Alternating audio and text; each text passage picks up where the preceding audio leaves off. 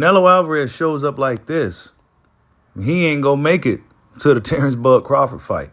It's your boy, Mr. 926, a.k.a. Bushido the Dragon, a.k.a. the Black Mage, a.k.a. I could just do this all day, the two-time demonetized champion of the world. I need y'all to get the likes up, man. Get the likes up. Check it out, man. Something that I've been saying for a while now. And I said it more recently, like Canelo Alvarez he's looking slow. He's looking lethargic. He's looking sluggish. And in a more recent clip of Canelo Alvarez, now mind you, it's a clip, but usually in these clips, these guys try to put their best foot forward when they put out these little clips and try to really make themselves look good for the cameras. But Canelo Alvarez looked very slow and sluggish in this particular clip.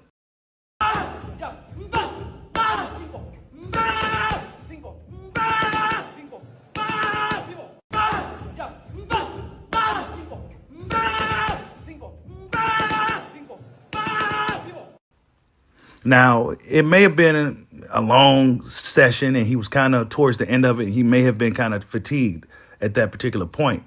But nah, man, he's looking really sluggish. He's looking really slow. He's looking really lethargic. And I question, will he even get past William Scull without some type of adversity? Because William Scull is a younger fighter, the fresher fighter, the bigger fighter, the faster fighter going into this fight with Canelo. And then, of course, there's Terence Crawford. We already know Terence Bud Crawford. His only thing is, in my opinion, is the size, right? Will Canelo's size play that much of a factor in that particular matchup? But I argue that Canelo Alvarez may have a hard time with William Scull.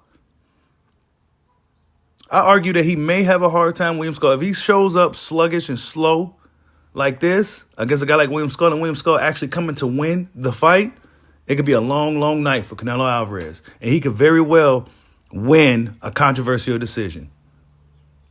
Then head into the fight with Terence Bud Crawford and likely lose that battle.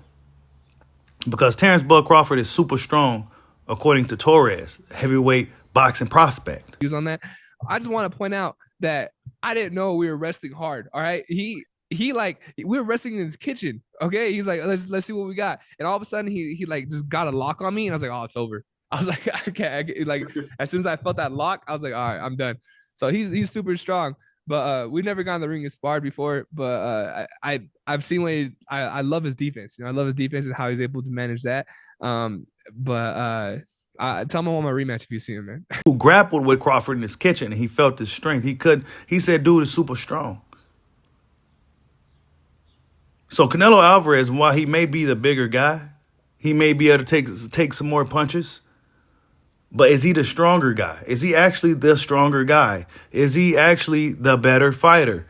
That's things that's going to come into play once he fights Terence Bud Crawford. But Canelo Alvarez, if anything, these two fights will cement his legacy. I mean, whether he wins or loses these fights, Canelo Alvarez will still go down as one of the greatest fighters of all time, and definitely one of the absolute greatest Mexican fighters of all time. So regardless of what happens, Canelo Alvarez's legacy, I believe, is cemented because of the things that he's done in the sport and, you know, just Canelo Alvarez, all right?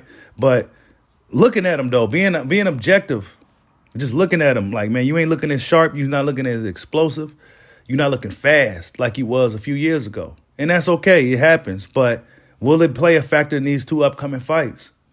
That's what I want to know. I want to know if this is going to play a factor in this fight. Because William Scull, when you're watching this dude, he's fast.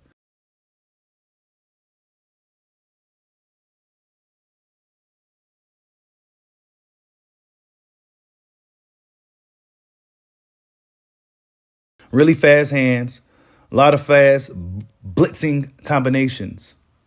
Combinations that Canelo Alvarez just simply don't like. He don't like when you be working too hard in these fights. He don't want to have to work too hard in these fights. He wants you to kind of stand around.